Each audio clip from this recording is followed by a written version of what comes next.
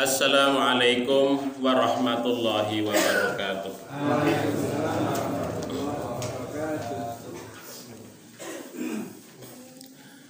Alhamdulillahilladzi wa kafa, nusalli wa nusallimu ala nabiyyina al-mustafa wa ala alihi wa sahbihi ahlil wafa. Bapak-bapak, ibu-ibu, para hadirin lan hadirat ingkang sedaya dipun mulyakaken dening Allah Subhanahu wa taala. Alhamdulillah, segala puji dan syukur senantiasa kita panjatkan kehadirat Allah Subhanahu wa taala atas segala limpahan nikmat dan rahmat dari Allah Subhanahu wa taala sehingga kita bisa berkumpul bersama di pagi hari ini. Kemudian sholawat serta salam mudah-mudahan senantiasa tercurah kepada junjungan kita Nabi kita Muhammad sallallahu alaihi wasallam.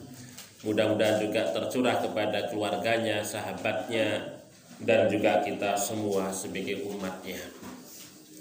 Bapak Ibu yang dirahmati oleh Allah Subhanahu wa taala, alhamdulillah kita memasuki tahun yang berbeda nih, oke. Tahun anyar, tahun baru. Alhamdulillah kita semua masih dalam keadaan sehat, masih diberikan umur yang panjang oleh Allah Subhanahu wa taala. Kita buka dahulu Bapak Ibu sekalian forum kita ini dengan sama-sama membaca basmalah. Bismillahirrahmanirrahim. Nah, pada kesempatan kali ini kita akan membaca surat Al-Hasyr ayat 18 sampai 21. A'udzu billahi minasy syaithanir rajim. A'udzu billahi minasy syaithanir rajim. Bismillahirrahmanirrahim.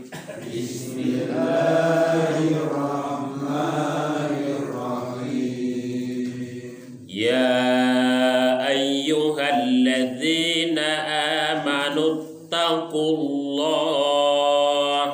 Ya ayyuhalladzina amanu taqullah. Wal tandur nafsum ma qaddamat lighad.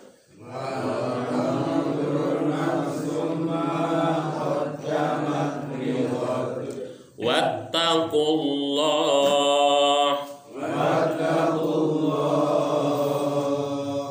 Innallaha khabirum bima ta'malun.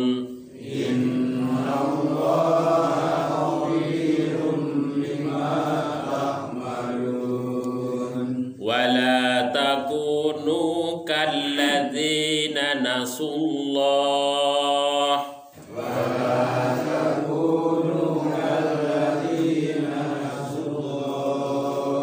Fa'ansahum anfusahum. Ulaika humul fasiqun.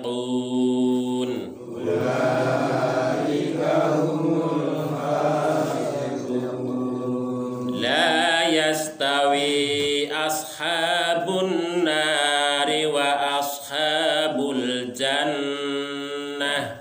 La yastawi ashabun nari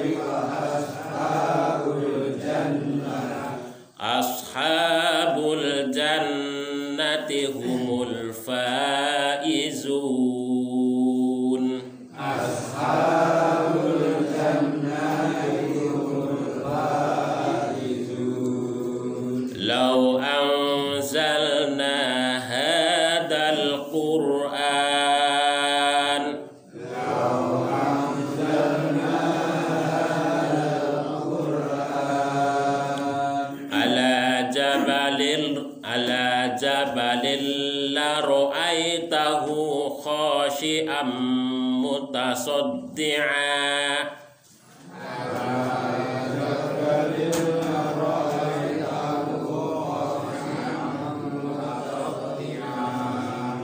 la ra'aitahu khashi'an mutasaddi'an min khasyatillah.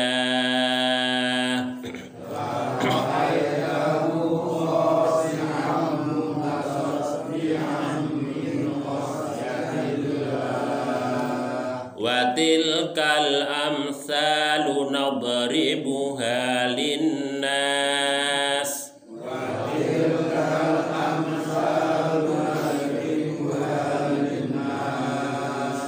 La'allahum yatafakkarun.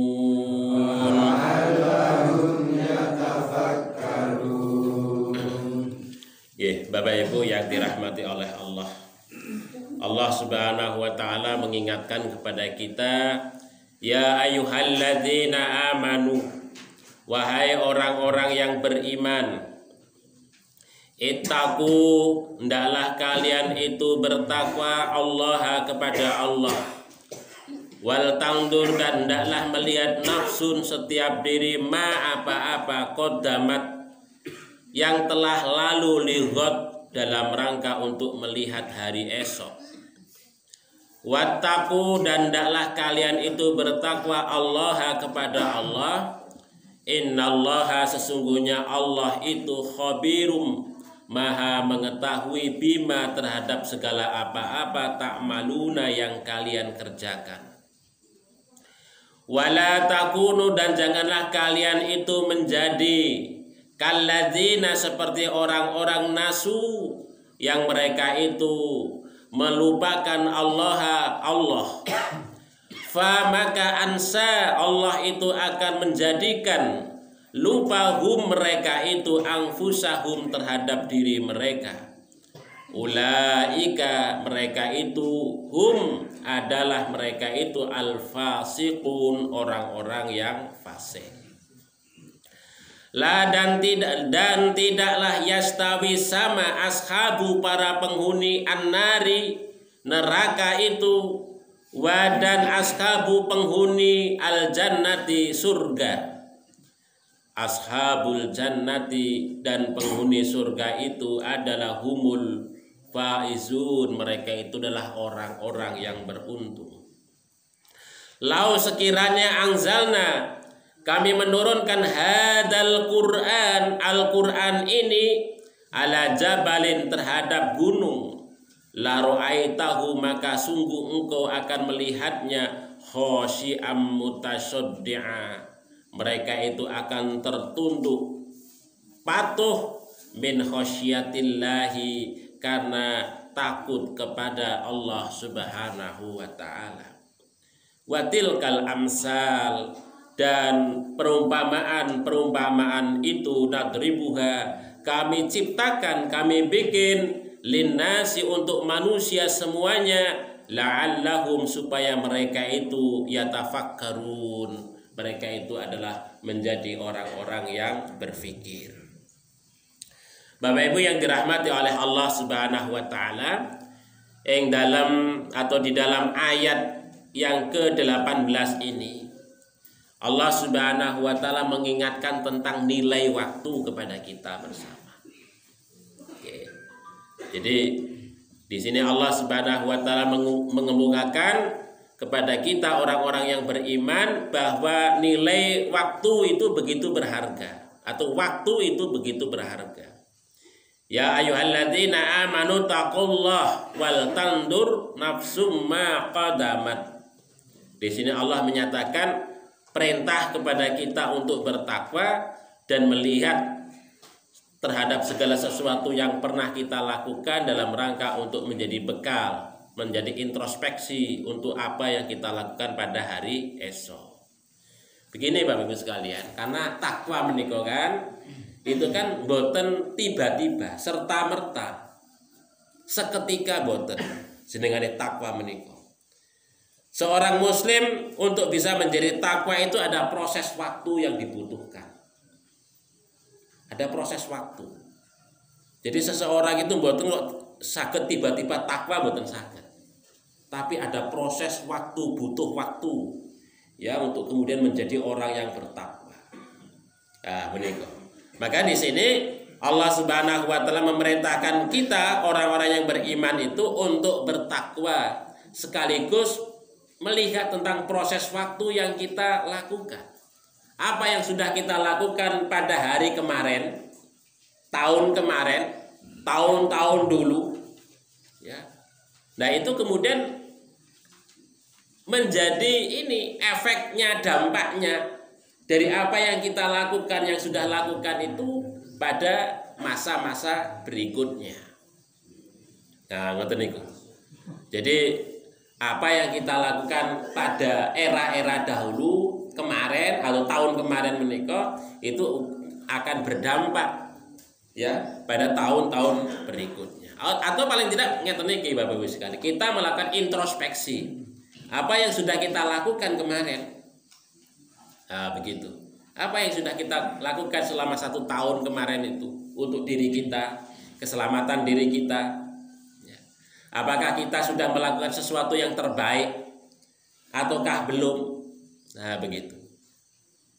Kalau sudah berarti kita meningkatkan lagi kualitas daripada amal kita, iman kita. Ya. Kalau belum berarti kita harus melakukan karena Allah Subhanahu wa taala masih memberikan kesempatan waktu kepada kita bersama. Nah ini Bapak Ibu yang dirahmati oleh Allah Subhanahu wa taala. Oleh sebab itu maka pentingnya proses waktu itu di dalam banyak ayat Allah Subhanahu wa taala itu menekankan tentang waktu. Surat Al-Asr demi waktu asyar. Al-Wadduha demi waktu duha. Wal-lail demi waktu malam. Wal fajri demi waktu fajar. Jadi Allah Subhanahu wa taala banyak bersumpah dengan waktu-waktu karena begitu pentingnya, begitu bermaknanya waktu itu bagi kehidupan seorang muslim. Oleh sebab itu Bapak Ibu yang dirahmati oleh Allah Subhanahu wa taala. Kalau kita lihat di dalam banyak hadis itu kan, karena begitu pentingnya waktu itu, maka Rasulullah Shallallahu Alaihi Wasallam itu mengingatkan kepada kita. Ini ada satu cerita yang diriwayatkan oleh Abu Bakrah Nafi bin Haris radhiyallahu anhu. Beliau menceritakan anna rajulan, ada seorang laki-laki, mungkin ya dia sendiri ya, bertanya kepada Rasul Shallallahu Alaihi Wasallam, qala ya Rasulullah, wahai Rasulullah, ayun nasi khairun, manusia yang manakah yang baik, yang terbaik itu wahai Rasul? Qala Rasul sallallahu alaihi wasallam bersabda, man tala umruhu, barang siapa yang panjang umurnya, wa hasuna amaluhu, maka baik amalnya. Jadi Allah ngasih waktu panjang bagi kita, umurnya panjang, amalnya apik. Nah itu. Itulah proses takwa Bapak Ibu sekalian. Jadi kalau kita dikarunia waktu panjang, umur yang panjang, kesempatan yang luas oleh Allah, tapi dimanfaatkan dengan amal yang baik, itu orang yang beruntung, orang yang baik di sisi Allah Subhanahu wa taala. Kemudian orang ini bertanya lagi kepada Rasul, qal fa ayun nasi syarr, manusia yang manakah syarrun, yang buruk itu wahai Rasul? Qala Rasul sallallahu alaihi wasallam bersabda, man tala umruhu, yaitu orang yang panjang umurnya, wasa'a amaluhu, tapi jelek amalnya. Dikasih kesempatan waktu panjang oleh Allah, tetapi tidak dimanfaatkan waktu itu untuk kebaikan amal, ya kan? Tetapi waktu itu disia-siakan begitu saja oleh orang yang bersangkutan. Bapak Ibu yang dirahmati oleh Allah Subhanahu wa taala. Oleh sebab itu Bapak Ibu yang dirahmati oleh Allah, kita ini masih diberikan waktu yang sedemikian rupa oleh Allah. Oleh sebab itu maka mari kita manfaatkan sebaik mungkin itu. Kita itu banyak peluang waktu yang bisa kita manfaatkan Bapak Ibu sekalian. Makanya Nabi Shallallahu Alaihi Wasallam itu juga dalam satu kesempatan itu mengingatkan kepada kita banyak hal, banyak peluang yang mungkin kita manfaatkan, dapat kita manfaatkan itu waktu-waktu itu. Tetapi hanya saja kadang-kadang kita sebagai manusia itu lengah, lupa untuk memanfaatkan waktu itu ya dengan sebaik mungkin, sehingga kemudian waktu itu berlalu saja. Kalau waktu itu sudah berlalu, maka hilanglah waktu itu. Waktu itu tidak akan kembali. Ya, makanya dalam satu pepatah itu diungkapkan al waktu kasayf wa ma lam yaqta'u ya fal yuqta'hu.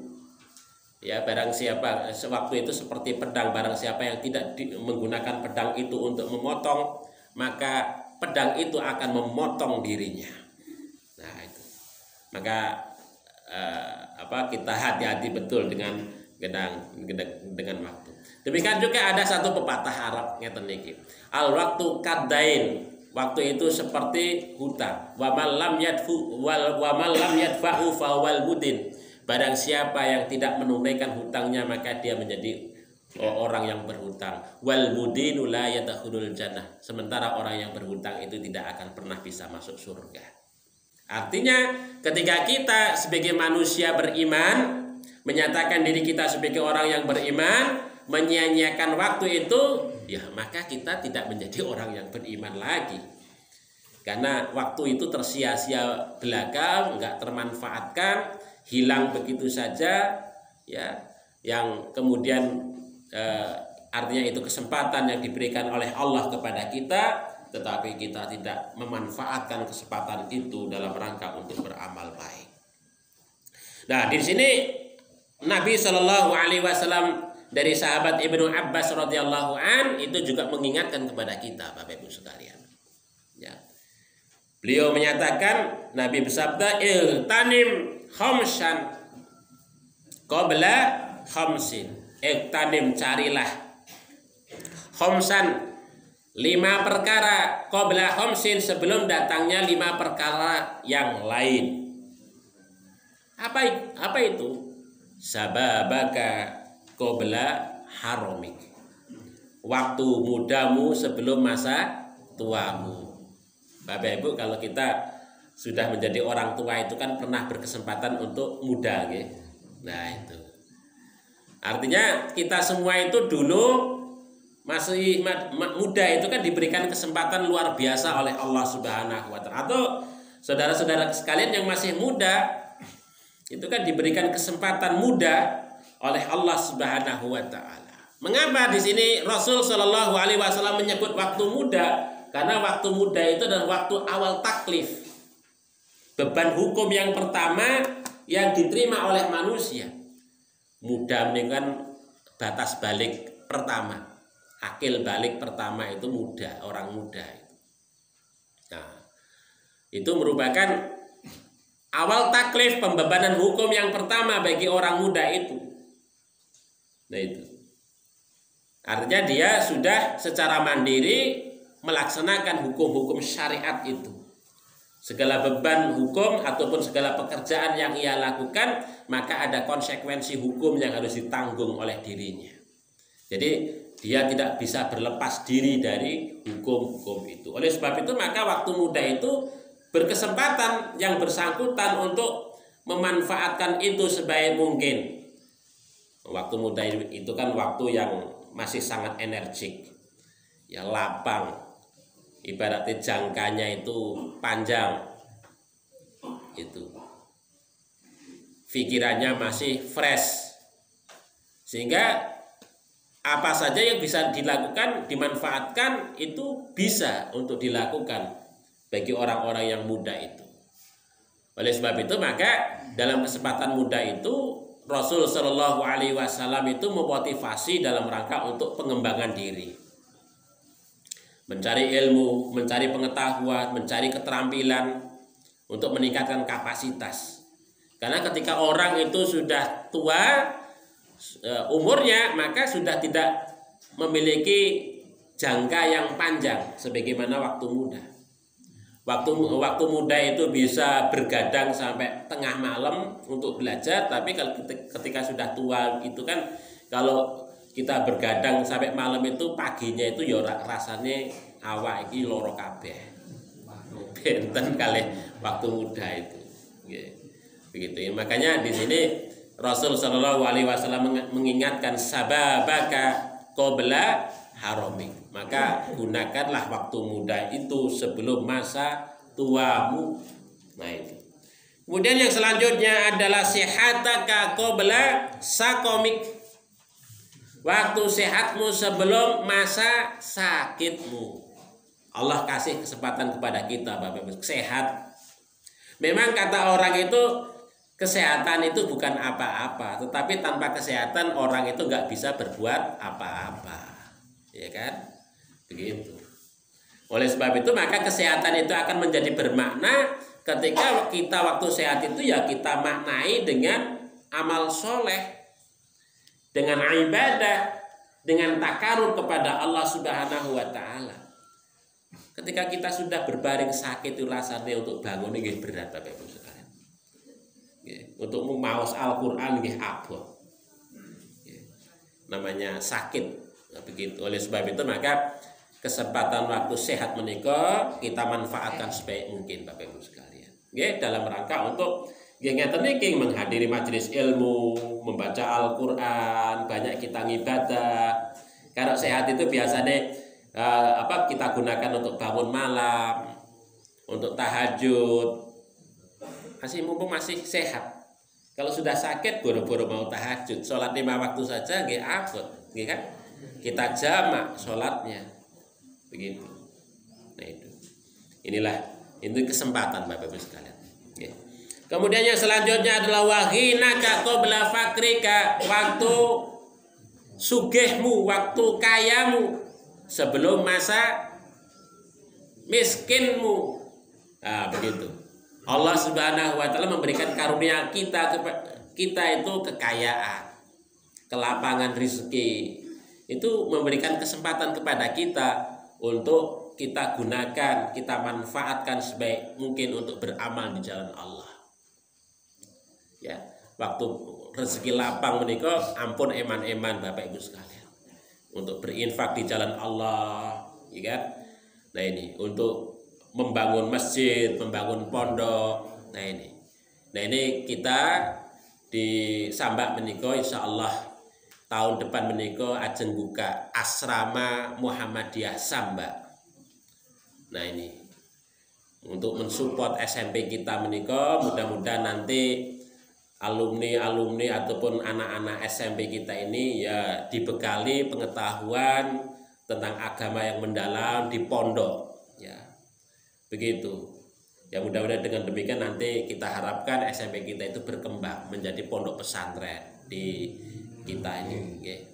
Ya mudah-mudahan doa ini pun Bapak Ibu sekalian, ini sudah terbentuk pengurusipun, ya, untuk rencana pondok dan membuka nanti tahun ajaran baru. Ya, nah ini mudah-mudahan itu bisa terlaksana dengan baik. Nah ini mohon itu bantuan ini pun Bapak Ibu sekalian, support materinya ya untuk meningkatkan kapasitas itu, karena untuk kedepannya kan ya kita masih banyak membutuhkan terkait dengan tempat, ya, tempat tinggal santri, terkait dengan makan santri dan sebagainya dan seterusnya. Oleh sebab itu dukungan Bapak Ibu sekalian, ya rezeki Bapak Ibu sekalian itu menjadi ladang amal bagi Bapak Ibu sekalian. Insya Allah ketika kita itu mau menginvestasikan dalam rangka untuk generasi kita, Bapak Ibu, tidak akan pernah hilang. Ya. Generasi kita itu akan menjadi nantinya generasi pembela Islam. Ketika kita sudah meninggal dunia, ada generasi yang tumbuh, mereka pandai, cakap, pinter, ya, memiliki kapasitas untuk melakukan menjadi pembela Islam. Itu merupakan investasi kita. Rezeki yang kita tanamkan dalam rangka untuk menumbuhkan generasi itu adalah ladang amal bagi kita. Ya, ladang amal bagi kita semua. Oleh sebab itu nanti mohon supportipun sehingga kemudian betul-betul dari Sambak menika, dari Kajoran itu ada generasi-generasi hebat yang menjadi ulama-ulama besar yang menjadi pembela agamanya Allah Subhanahu wa taala. Itu harus kita rintis Bapak Ibu. Tanpa rintis begitu dan tanpa kontribusi dari harta kita yang kita miliki itu tidak akan pernah jadi. Dan itu butuh semuanya, semuanya, nggak 1-2 orang Bapak Ibu. Kita semua bersama-sama menyokongnya itu. Bersama-sama, tanpa kita berbarengan, bekerja sama, menyokong bersama, saling sengkuyung tidak akan bisa terlaksana. Nah begitu. Ya insya Allah janji Allah menikah, janji Kanjeng Nabi Muhammad SAW itu kalau kita niatkan dan itu niat yang benar, fa insya Allah nanti akan terlaksana dengan baik, fa insya Allah. Nah ini kesempatan Bapak Ibu sekalian, mumpung kita punya rezeki. Ya, Allah menikah. Kalau kita rezeki nggak kita manfaatkan dengan sebaik mungkin itu, ya Allah itu akan mengambil rezeki kita itu dengan caranya, Bapak Ibu sekalian. Ketika kita lapang, ya kita kemudian kita punya rezeki, kita nggak kita investasikan di jalan Allah, itu Allah akan mengambil dengan berbagai macam cara. Nah begitu. Jadi banyak caranya yang Allah itu ambil. Oleh sebab itu maka sebelum diambil oleh Allah maka kita investasikan di jalan Allah rezeki itu sehingga kemudian bernilai pahala, bernilai berkah, bernilai kemanfaatan bagi kita bersama. Nah ini begitu Bapak Ibu sekalian. Karena apa? Karena rezeki yang yang dianugerahkan kepada kita itu adalah sesungguhnya titipan dari Allah. Maka kita harus kembalikan kepada Allah. Caranya bagaimana ya? Kita investasikan di jalan Allah ya, dalam rangka untuk nafkah keluarga, mendidik anak-anak kita gunakan dalam rangka untuk membangun masjid, pondok, sekolahan dan lain sebagainya untuk kepentingan dakwah. Itu cara untuk mengembalikan rezeki itu kepada Allah Subhanahu wa taala. Nah itu Bapak Ibu sekalian. Kemudian wa faraghaka qabla suhlika, waktu luangmu sebelum masa sibukmu. Bapak Ibu yang dirahmati oleh Allah, kita juga oleh Allah dikaruniakan waktu luang. Ya, waktu luang. Masa pandemi ini kan banyak waktu luang ya. Biasanya sing pegawai, sing guru atau PNS begitu. Biasanya ngantor terus begitu. Ngantornya dari rumah kan begitu. Artinya itu banyak kesempatan untuk kita mendekatkan diri kepada Allah. Sebenarnya itu Allah kasih waktu luang. Biasanya kita sibuk luar biasa itu, dikasih oleh Allah waktu luang untuk mendekatkan diri kepada Allah. Yang biasanya kita nggak pernah membuka Al-Quran menjadi membuka Al-Quran di rumah. Biasanya kita nggak pernah membuka kitab fikih menjadi kita membuka kitab fikih untuk belajar itu dan seterusnya. Itu salah satu waktu luang kalau kita manfaatkan dengan sebaik mungkin. Jadi Allah Subhanahu wa taala itu banyak cara untuk memberikan waktu luang kepada kita. Ya sebagai contoh juga umpamanya kita diberi sakit oleh Allah. Ketika Allah memberikan sakit kepada kita itu juga Allah sebenarnya memberikan waktu luang kepada kita. Ya kan? Gitu. Walaupun dalam keadaan sakit karena kita nggak bisa kemana-mana, duduk di dipan itu ya sambil membaca Al-Quran. Ya biasanya nggak pernah membaca Al-Quran jadi membuka Al-Quran dan seterusnya. Itu waktu luang yang bisa kita manfaatkan dalam rangka untuk kita mendekatkan diri kepada Allah. Banyak cara Allah itu memberikan waktu luang kepada kita bersama Bapak Ibu sekalian. Oleh sebab itu maka waktu-waktu luang yang sedemikian itu kita manfaatkan sebaik mungkin. Jangan sampai kok kemudian hilang begitu saja. Ketika kita sudah tersibukkan, ya waktu sibuk ya mencengkram kita, ya kita ya sudah gak berkesempatan lagi Bapak Ibu sekalian. Ya, ketika waktu sibuk itu menyengkram kehidupan kita, maka ya kadang-kadang sholat saja waktunya sangat sempit sekali, ya, sangat sempit sekali. Itu dalam kondisi sibuk itu. Oleh sebab itu ketika kita dalam keadaan lapang, atau bapak-bapak ini yang sudah pensiun, ibu-ibu yang sudah pensiun, banyak di rumah, itu kan waktu lapang.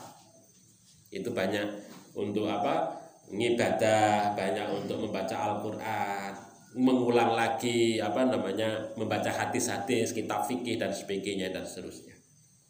Itu banyak waktu luang yang bisa kita manfaatkan untuk berzikir kepada Allah, untuk sholat duha yang biasanya nggak pernah sholat duha menjadi sholat duha, karena waktu luang kita manfaatkan sebaik mungkin. Kemudian wahayataka qabla mautik, ya hidupmu sebelum masa meninggalmu, sebelum masa matimu. Kita masih diberikan kesempatan oleh Allah hidup, Bapak Ibu sekalian. Ya, ini hidup ini adalah merupakan ujian bagi kita bersama. Walladzi khalaqal mauta wal hayata liyabluwakum ayyukum ahsanu amala. Jadi Allah Subhanahu wa taala menciptakan hidup dan kematian itu adalah dalam rangka untuk menguji kita. Jadi waktu hidup itu adalah merupakan ujian. Ya. Ujian sejauh mana amal yang terbaik yang kita berikan kepada Allah Subhanahu wa taala, kita tunjukkan kepada Allah. Takwa kita yang terbaik di sisi Allah Subhanahu wa taala. Jadi kita manfaatkan sebaik mungkin waktu hidup ini dengan sebaik-baiknya, Bapak Ibu sekalian. Kalau kita sudah meninggal dunia itu sudah tertutup segala kebaikan, sudah berhenti. Kita tidak bisa berbuat baik lagi. Oleh sebab itu waktu masih hidup ini kita gunakan sebaik mungkin. Ini masih kesempatan oleh Allah yang Allah karuniakan kepada kita. Bapak Ibu yang dirahmati oleh Allah Subhanahu wa taala. Kemudian ayat yang ke-19 Allah menyatakan wala takunu kalladzina nasullah, dan janganlah kalian itu seperti orang-orang yang melupakan Allah, fa ansahum anfusahum. Kalau demikian maka Allah akan menjadikan kamu lupa terhadap diri kalian sendiri. Lupa Allah, lupa diri. Jadi ketika kita itu lupa Allah, tidak ingat kepada Allah, nanti kita akan menjadi lupa diri, Bapak Ibu sekalian. Terhadap hakikat diri kita saja nggak ngerti. Siapa sesungguhnya kita?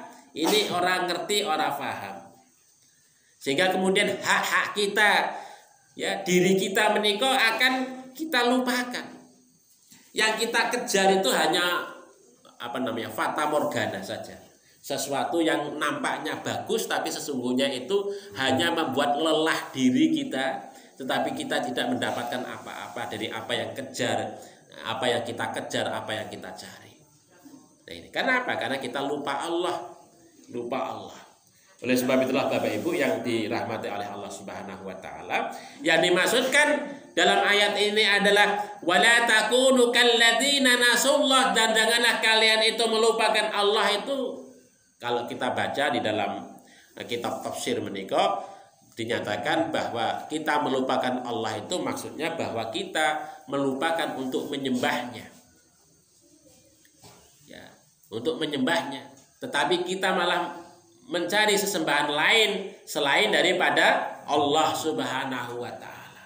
Allah Subhanahu wa taala sebagai pencipta kita, sebagai raja kita, sebagai pemberi rezeki kepada kita semua.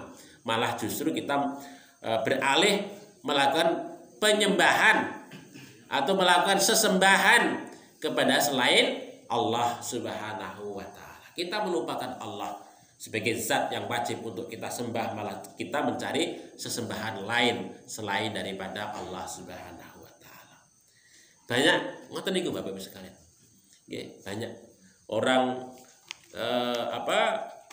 Allah sudah mengatur bagaimana kita menyembah kepada Allah, tetapi malah kita mencari sesuatu sesembahan lain selain daripada Allah.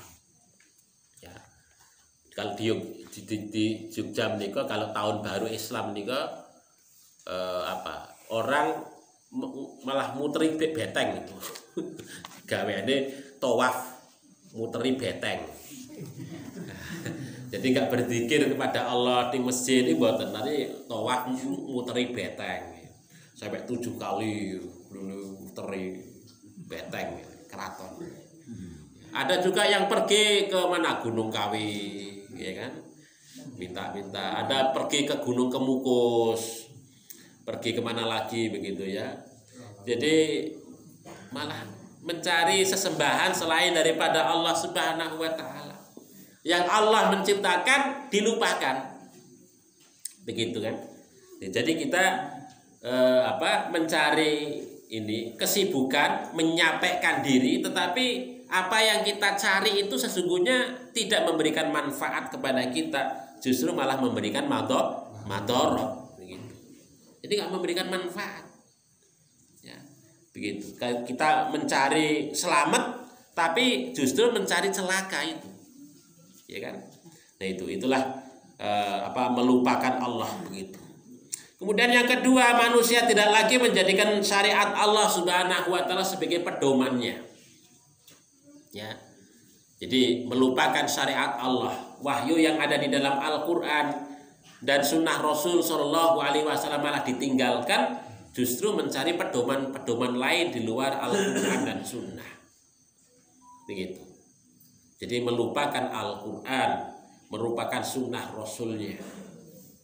Begitu. Padahal Al-Quran itu adalah fungsinya adalah sebagai hudan lil muttaqin, sebagai petunjuk bagi orang-orang yang bertakwa. Ya. Wal furqan, sebagai pembeda bainal haq wal batil, antara hak dan batil. Sebagai pembeda. Ya mana mungkin kita itu mampu untuk membedakan sesuatu yang batil mana, yang hak mana ketika kita tidak menjadikan Al-Quran. Manusia tidak mampu untuk membedakan itu. Walaupun manusia itu diberikan akal pikiran yang sempurna oleh Allah Subhanahu wa taala, akan tetapi hakikat kebenaran itu, maka manusia itu perlu pembimbingan oleh syariat. Terutama dalam kaitannya agama itu manusia perlu bimbingan syariat. Tanpa itu semua maka manusia tidak mampu untuk membedakan mana yang hak dan mana yang batil. Oleh sebab itu inilah fungsi daripada risalah. Allah Subhanahu wa taala menurunkan risalah kepada para nabi dan para rasul, salah satu fungsinya itu untuk memberikan bimbingan, irsyad kepada kita semua. Dan itu salah satu rahmat yang Allah karuniakan kepada kita bersama. Bapak Ibu yang dirahmati oleh Allah Subhanahu wa taala, hanya sayangnya manusia tidak memanfaatkan petunjuk yang sudah jelas yang ada di dalam Al-Quran itu. Ya. Apa saja yang kita cari ada wonten Al-Quran. Hanya saja kita melupakan Al-Quran, malah mencari-cari petunjuk yang tidak jelas. Begitu. Ya. Orang kepingin kaya, caranya gimana? Di dalam Al-Quran nggih wonten. Napa niku? Wa amilus sholehat, beramal soleh. Beramal yang baik itu cara mencari kekayaan. Ya, begitu. Mencari kekayaan pergi ke Dimas Kanjeng. Entek bablas kekayaannya. Gitu mboten Bapak sekalian. Ya. Jadi malah ditipu habis hartanya itu orang Sulawesi itu berapa miliar. Ya, berapa miliar katanya itu uangnya itu berkoper-koper dibawa ke Dimas Kanjeng. Katanya mau digandakan jadi ratusan bahkan triliunan. Hilang kabeh. Sampai meninggal dunia orangnya itu. Hilangnya uangnya hilang. Orang yang punya duit meninggal dunia karena diracun. Nah kan, wis hilang duit, hilang nyawa itu kan. Itu karena salah, keliru mencari kekayaan kok ngoten niku. Karena apa? Enggak menggunakan Al-Qur'an itu sebagai petunjuk. Kalau kita menggunakan Al-Qur'an sebagai petunjuk ya beramal. Jenenge kekayaan itu dicari dengan amal, dengan kerja. Dengan kerja. Kekayaan tidak muncul secara tiba-tiba boten. Wasilahnya dengan kerja. Wasilahnya. Ya, kalau kita bekerja secara tulus, ikhlas, benar, insya Allah Allah itu kasih rezeki. Ya, rezekinya itu ya ada yang dikasih ya banyak banget, ada yang dikasih ya caranya diirit-irit oleh Allah. Ya, tapi kita wasilahnya ya kerja. Nggak ada kok cerita wong nganggur kok mau dapat duit, begitu. Ya. harus kerja. Itu rumus di dalam Al-Qur'an ngoten niku. Ya, begitu caranya pun ngoten niku. Nah, itulah Bapak Ibu yang dirahmati oleh Allah. Makanya Al-Qur'an itu luar biasa memberikan petunjuk kepada kita. Apa saja kalau kita mau membaca Al-Qur'an dan mengimplementasikan, insya Allah kita akan mendapatkan sesuatu yang luar biasa. Kemudian yang ketiga adalah manusia lagi tidak ingat kepada Allah, melupakan untuk zikir, melupakan untuk ibadah kepada Allah. Ya, waktu-waktu luang enggak kita manfaatkan untuk berzikir, ingat kepada Allah Subhanahu wa taala. Ya. Ini Bapak Ibu sekalian. Makanya disinilah kita banyak berzikir. Fadhkurullaha katsira. Berzikirlah kalian itu yang banyak. Ya, baik secara sirron wa ala niatan, baik secara sir ataupun secara terangan. Berzikir kepada Allah, ingat kepada Allah. Baik kita itu pada saat bekerja, pada saat apa saja itu ingat kepada Allah. Dengan demikian itu, maka Allah Subhanahu wa taala itu ketika kita itu bermaiyah, merasa bahwasanya Allah Subhanahu wa taala itu dekat dengan kita, Bapak Ibu sekalian, maka Allah Subhanahu wa taala itu akan senantiasa ingat ya kepada kita. Ya, ingat kepada kita.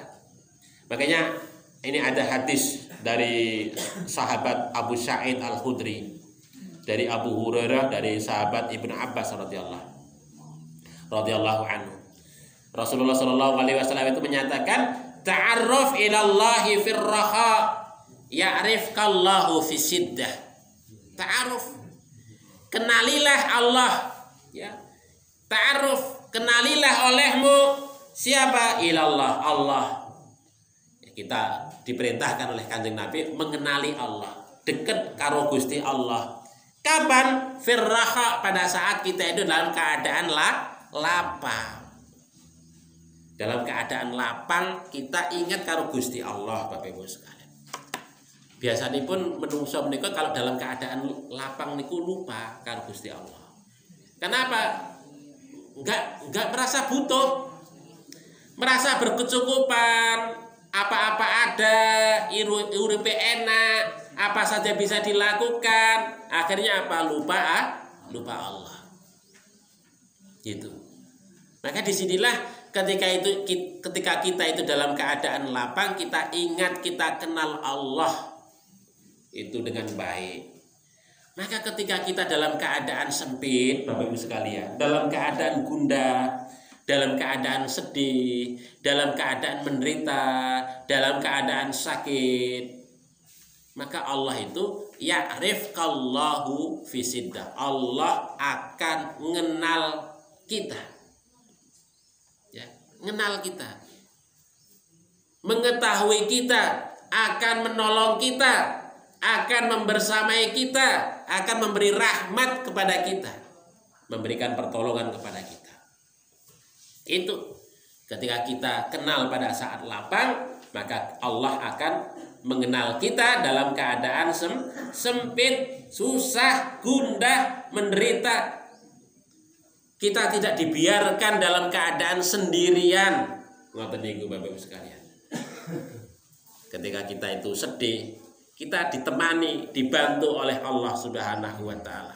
Sehingga ketika kita itu menghadapi kesulitan, itu dengan cepat Allah Subhanahu wa taala menolong kita. Ya. Kesulitan itu akan segera teratasi dengan baik. Banyak jalan yang bisa kita tempuh, yang bisa kita raih dalam rangka untuk menghadapi kesulitan itu. Tetapi ketika kita itu dihadapkan sendirian, ketika menghadapi kesulitan hidup, kesusahan, kepayahan, pikiran kita sudah buntu, kemana-mana sudah buntu. Yang ada adalah frustasi, ya kan? Yang ada hanya frustasi. Yang akhirnya apa? Ujung-ujungnya adalah bunuh diri. Banyak terjadi ngoten niku Bapak Ibu sekalian. Karena nggak bisa mengatasi urip, hidup yang sumpah, akhirnya orang yaitu pendek pikiran, akhirnya bunuh diri. Banyak di kota-kota besar ngoten niku Bapak Ibu sekalian. orang terjun dari apartemen, ya kan? Sak keluargane dipateni kabeh ning di Palembang berapa tahun yang lalu itu. Ya seorang ayah membunuh keluarganya karena apa? Karena dia itu terlilit utang, malu sama keluarganya. Ya. Malu sama keluarganya, jangan sampai keluarganya ini terbebani utang yang dia tinggalkan, dibunuh semua anak-anaknya, 3 anaknya, istrinya dibunuh kabeh.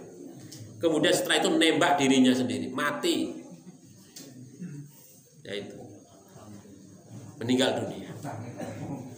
Itu karena apa? Karena ya itu tadi, ya sudah orang nggak kenal Allah Subhanahu wa ta'ala, pikirannya cepet. Karena gara-gara hutang membunuh keluarganya. Nah, ini Bapak Ibu yang dirahmati oleh Allah Subhanahu wa ta'ala. Maka disinilah kita pentingnya untuk senantiasa kenal Allah, begitu ya, kenal Allah Subhanahu wa ta'ala. Sehingga dengan demikian maka insya Allah Bapak Ibu sekalian, ketika kita itu kenal Allah, gitu ya, maka kita akan ngerti hakikat diri kita, jati diri kita sebagai manusia yang dhaif, yang lemah itu. Sehingga dengan demikian kita itu senantiasa mendapatkan bimbingan oleh Allah. Kita hidup di dunia itu tidak sendirian. Ya. Walaupun umpamanya orang-orang itu ya dulu mempunyai kita saat punya, saat apa begitu. Oh, banyak orang dekat kepada kita, saat tidak punya, keluarga saja meninggalkan diri kita, orang-orang nggak deket lagi. Tapi kita ketika dalam kondisi yang demikian itu Bapak Ibu sekalian, maka ketika kita ingat Allah, kita itu hidup tidak sendirian. Allah itu senantiasa menemani, baik dalam keadaan kita itu suka ataupun duka. Ini hidup adalah ujian. Ketika Allah ketika manusia yang lain, orang yang dekat dengan kita meninggalkan kita, itu adalah merupakan bentuk ujian. Jadi ketika ada kesadaran yang demikian itu, maka kita tidak akan pernah putus asa. Ya, tidak akan pernah putus asa.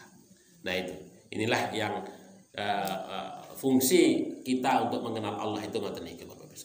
Kemudian di dalam ayat yang selanjutnya, ayat yang ke-20, Allah menyatakan la yastawi ashabun nari wa ashabul jannah. Tidak sama yang antara penduduk neraka dan surga itu tidak sama, beda Bapak Ibu sekalian. Walaupun sama-sama mereka itu mendapatkan tiket, mendapatkan tempat tinggal benten, gitu kan? Ya penduduk surga mendapatkan tiket wonten surga, penduduk neraka mendapatkan tiket wonten neraka. Walaupun mereka sama-sama mendapatkan tiket, yang satunya seneng, gembira, yang satunya celaka, sedih, tidak sama, begitu.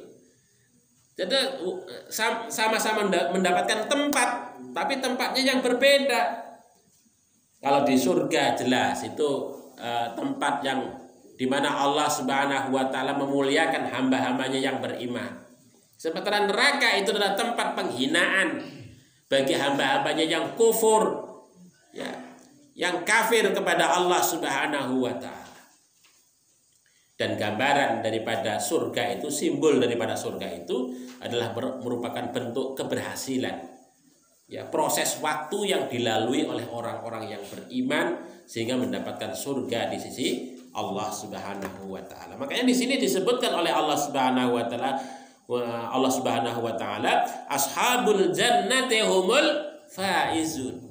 Para penduduk surga itu adalah orang-orang yang berhasil, orang-orang yang sukses. Jadi kalau kita diarani sukses Bapak Ibu sekalian, nanti pada saat kita di akhirat mendapatkan surganya Allah, itu orang yang sukses, beruntung itu. Kalau kita kok masih mampir wonten neraka nih Gusti Allah, berarti belum sukses, karena kita harus dicuci dulu dengan api nerakanya Allah itu. Makanya ya malu, walaupun nanti kita orang beriman kok masih nyicipi neraka nih Gusti, ya malu, karena wonten capipun Bapak Ibu sekalian, di stempel ini. Ini bekas ahli neraka. Masuk neraka ya rada malu sama orang-orang yang imannya tenanan gitu loh. Kadang ngicipi menika. Oleh sebab itu jangan sampai kita ngicipi neraka walaupun sak umit abun kita nyicipin neraka. Ya. Kita bisa masuk surga Allah kalau bisa tanpa hisab. Wah, itu luar biasa itu. Maka itulah yang kita cari Bapak Ibu sekalian. Itu bentuk kesuksesan, keberhasilan proses hidup kita. Ya kembali kepada Allah Subhanahu wa taala dan kita menjadi orang yang berhasil menjadi ahlu surga. Kemudian ayat yang ke-21 Allah Subhanahu wa taala menyatakan lau anzalna hadzal Qur'an, sekiranya Al-Qur'an ini ya kami turunkan ala jabalin terhadap gunung itu la ra'aitahu, maka sungguh engkau akan melihat gunung itu khasi'an mutasyaddi'ah, tunduk dan patuh min khasyatillah, karena takut kepada Allah.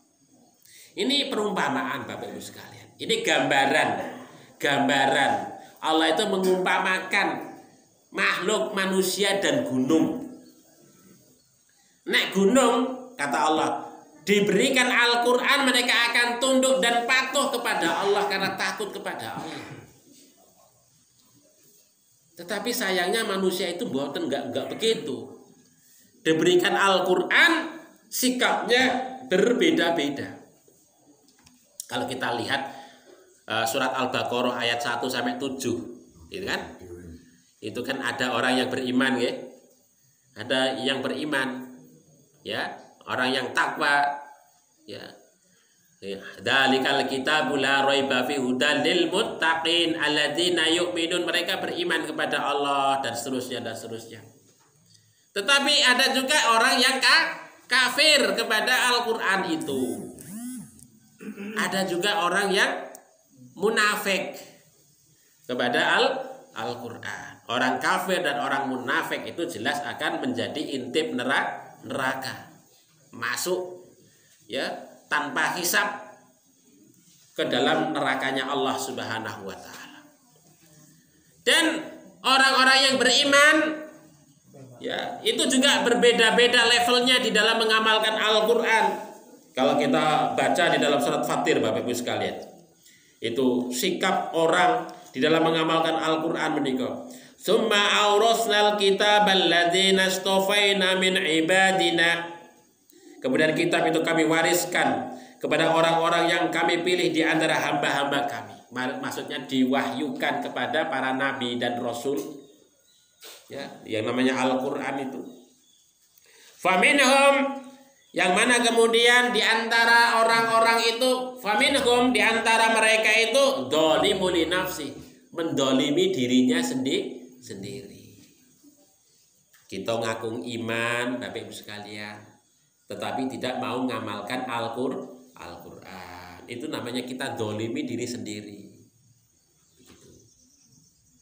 Ya. Kita ngakoni iman tapi tidak melaksanakan syariatnya. Itu. Wa minhum muqtasidun, dan di antara mereka itu yo biasa-biasa. Muqtasidun. Ya. Jadi pertengahan saya biasa-biasa saja. Orang melaksanakan sholat ya ikut sholat. Orang melaksanakan sedekah dia ikut sedekah. Biasa saja. Tapi juga ada orang yang sabiqum bil khairat. Segera. Ya. Ibaratnya dia itu wah pokoknya kebaikan pokoknya paling duluan. Sabiqum bil khairat. Di dalam mengamalkan syariat itu dia pokoknya pengen bahwa dia adalah menjadi yang terbaik di sisi Allah Subhanahu wa taala. Begitu. Ini Bapak Ibu sekalian yang dirahmati oleh Allah Subhanahu wa taala. Oleh sebab itu maka kita sikap kita ya paling tidak yang kedua dan ketiga itu muqtasidun. Apalagi kalau bisa lebih adalah sabiqum bil khairat. Jangan kita menjadi orang yang dzalimun li nafsih, berbuat dolim kepada diri kita sendiri. Ngerti kebenaran, kita nggak mau melaksanakan kebenaran. Nah itu. Itulah yang kemudian menjadikan kita zalim kepada diri kita sendiri. Oleh sebab itu maka kita diingatkan di sini Bapak Ibu sekalian, jangan sampai kita berbuat ini. Kalau kita ngerti kebenaran, kebaikan, maka kita harus segera untuk melaksanakan kebaikan itu dengan baik. Bapak Ibu yang dirahmati oleh Allah Subhanahu wa taala, mungkin begitu yang saya sampaikan Bapak Ibu sekalian. Ada kesalahan, kekhilafan, mudah-mudahan tahun baru ini menjadikan satu motivasi kepada kita bersama untuk terus berbuat baik di sisi Allah Subhanahu wa taala. Ada kekhilafan, mohon maaf, marilah kita akhiri dengan sama-sama membaca doa kifaratul majlis. Subhanakallahumma rabbana wa bihamdika asyhadu an la ilaha illa anta astaghfiruka wa atubu ilaik. Billahi taufiq wal hidayah. Assalamualaikum warahmatullahi wabarakatuh.